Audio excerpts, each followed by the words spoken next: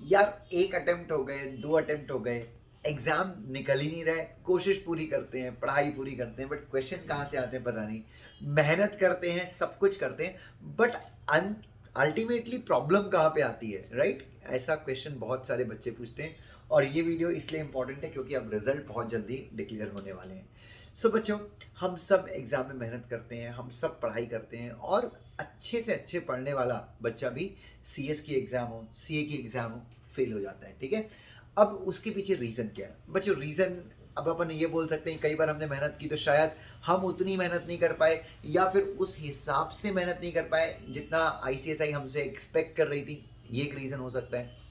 दूसरा रीजन हो सकता है कि शादी के सॉरी एग्जाम के पहले किसी की शादी आ गई, चाचा नानी मम्मा फूफा यहाँ चले गए। शादी 4 दिन की होती है, समझिए। शादी होती है वो सिर्फ 4 दिन की होती है, बट वो 4 दिन के अंदर जो हम अपने दिमाग में मेमोरीज लेके आते हैं, वो हमें चार क्या हमारे आने वाले 15 दिन खराब कर देती है। क्योंकि हम जब पढ़ाई करते हैं फिर शादी में नए दोस्त बन जाते हैं।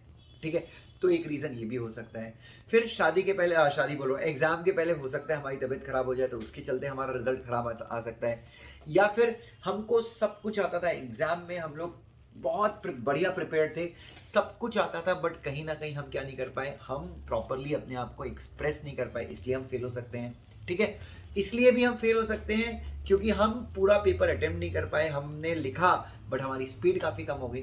सो मैं ये सारे रीज़न आपको बता रहा हूँ फेल होने के। कई लोग इसलिए फेल हो जाते हैं क्योंकि पढ़ाई के 4 दिन पहले भी वो सोना और बाबू खेलते रह गए, गर्लफ्रेंड बॉयफ्रेंड खेलते रह गए, इस चक्कर में फेल हो सकते हैं। कई लोग इस चक्कर में फिर मतलब, लेकिन 3% लोग ऐसे हैं बच्चों, 3% लोग ऐसे हैं जो जेन्युइनली फेल हो जाते हैं। जेन्युइनली मतलब जो ईमानदारी से पढ़ाई करते हैं, ईमानदारी से मेहनत करते हैं, वो फेल हो जाते हैं। What after failure? अब आप अगर फेल हो गए तो फेल होने के बाद आपका स्टेप क्या होना चाहिए? तो बच्चों, फेल होने के बाद आपका स्टेप जो होना चाहिए, मैं आपको यही ये वीडियो के थ्रू बताना चाहता हूँ बच्चों। हमेशा याद रखिए, अल्टीमेटली किसी भी रेस में जीतता कौन है बच्चों? वो नहीं जीतता जो जल्दी से भाग के स्प्रिंट मार के रेस कंप्लीट कर लेता है, रेस को समाप्त कर लेता है। बच्चों, मेरा मकसद रेस को फटाफट दौड़ के समाप्त करना नहीं है। मेरा मकसद है कि मैं रेस देर तक भागता रहूं, मैं रेस लंबा लंबा भागता रहूं।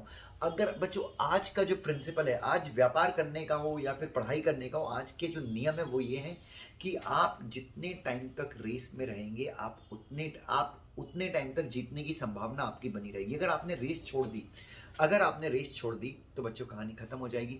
जोमेटो के जो फाउंडर थे, आप देखिए, जोमेटो स्टार्ट करने से लेके आज तक उन्होंने प्रॉफिट का मुंह नहीं देखा है। अगर उन्होंने जोमेटो फाउंड किया होता, शुरू के 2 साल 3 साल वो लॉसेस को देख के डर गए होते, तो मुझे बताइए क्या आज 1 लाख करोड़ वाली कंपनी जोमेटो बन पाती? बच्चों बच्चों मैं टीचिंग में आया था, और बच्चों टीचिंग तो छोड़ दीजिए, जब मैंने कॉर्पोरेट में भी जॉब करना स्टार्ट किया था, मुझे डिस्करेज करने वाले बहुत सारे लोग थे कि तुम ये कर रहे हो, तुम सीएस कर रहे हो, तुम ऊपर के लेवल तक नहीं जा पाओगे, ये वो।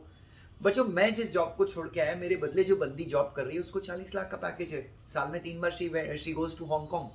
तो बच्चों, कहने का तात्पर्य ये है कि बच्चों, you have to be in the game. तो आपका ये वाला, इस बार आपने पेपर दिया, आपने दिल से मेहनत की, सब कुछ किया, बट आपका रिजल्ट नेगेटिव आ गया, कोई दिक्कत नहीं है। अपनी जो गलतियां थी उनसे सीख लीजिए, वापस से पढ़ाई खोलिए, वापस से बुक खोलिए और पढ़ने बैठ जाइए। सारे अमेंडमेंट्स अपडेशंस अच्छे से कीजिए। राइटिंग प्रैक्टिस, सीएस के बच्चों को एक चीज़ याद रखनी चाहिए, राइटिंग प्रैक्टिस बहुत ज़्यादा इसेंशियल है, तो राइटिंग प्रैक्टिस पे फोकस करना चाहिए। और अगेन बच्चों, मैं आपको इस वीडियो के माध्यम से यही बताना चाहता हूँ, स्प्रिंट नहीं दौड़ रहे हैं अपन। एक अटेम्प्ट नहीं निकला, 2 अटेम्प्ट नहीं निकला, वेट कीजिए बच्चों, अपने आप को इंप्रूव कीजिए। Self improvement is the key. और मेरे ख्याल से 24-25 की एज तक तो आप पढ़ाई बिल्कुल भी कर सकते हैं, कोई प्रॉब्लम नहीं है। 23-24-25 ये एज है।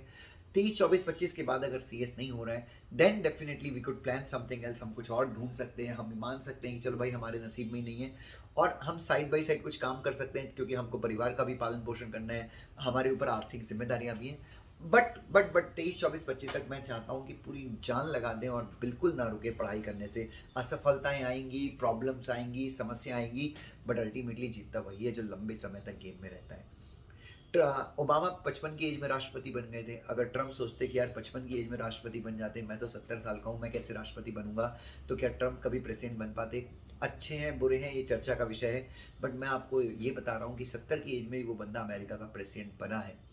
ठीक है। सो बस बच्चों, you have to be in the game. आपको शायद पता नहीं होगा, अटल बिहारी वाजपेयी लखनऊ से 3 बार चुनाव हारे थे, अगर मैं गलत नहीं हूँ तो 3 बार चुनाव हारे थे। 1952, 57 या 61 या 62, ऐसे 3 चुनाव हारे थे वो लखनऊ से। एक बार आप इतिहास खंगाल सकते हैं और मैं गलत हूँ तो मुझे भी करेक्ट कर सकते हैं। बट मुझे एक चीज़ बताइए, क्या वो 3 चुनाव हारने के बाद वो बोलते कि नहीं यार, भाड़ में गया, मैं पॉलिटिक्स छोड़ देता हूँ, मैं तो चुनाव भी हार रहा हूँ, मैं तो बेसिक सा चुनाव नहीं जीत पा रहा हूँ, तो क्या हमें अटल बिहारी वाजपेयी जैसा युग पुरुष, एक महान नेता मिलता? बच्चों, नहीं मिलता। सो बच्चों, और आपको पता होगा अटल बिहारी वाजपेयी ने लखनऊ से ही चुनाव जीत के एक बार रिकॉर्ड बनाया कि वो हाईएस्ट वोट से लखनऊ से जीते थे। तो आपको मैदान नहीं छोड़ना है, आपको मैदान में बना रहना है बच्चों, ठीक है। Thank you so much, God bless you, love you.